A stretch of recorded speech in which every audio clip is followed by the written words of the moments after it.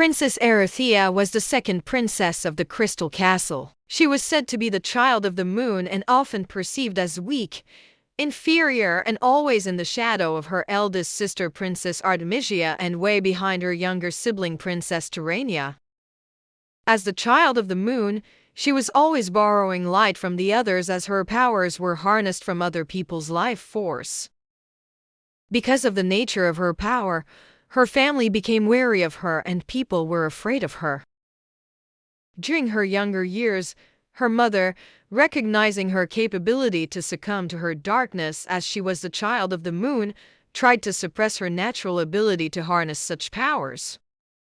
Often they ignored her, they never gave her anything. While the other princesses were having parties and trips to the town, she was made to work at the local farm which she enjoys. While the other princesses were given the best classes, the best clothes and the finer things in life, she was slaving away at her own residence near the forest.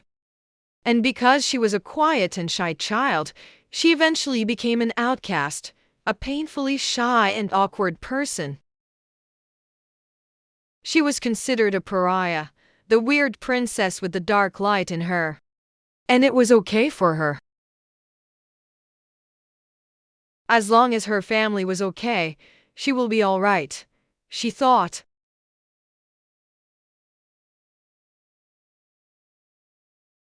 Over the years, she was a subject of people's snide remarks and purest contempt.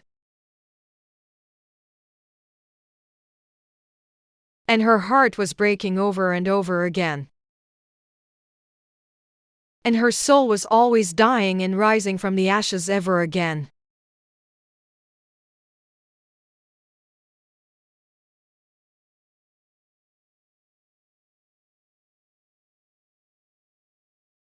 Although she was always alone, conflicts were always there for her, never to leave her in peace.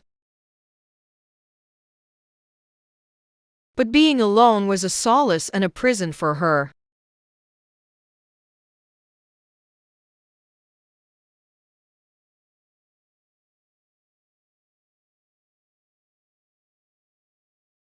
And she lived her life in silence.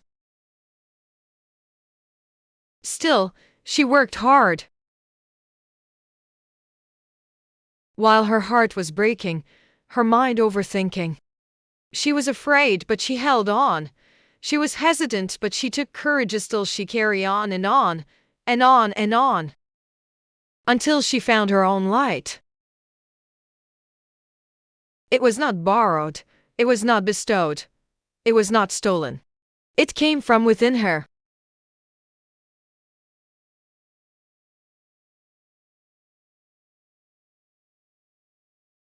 Her name is Princess Erythea of the Kingdom of Eridu.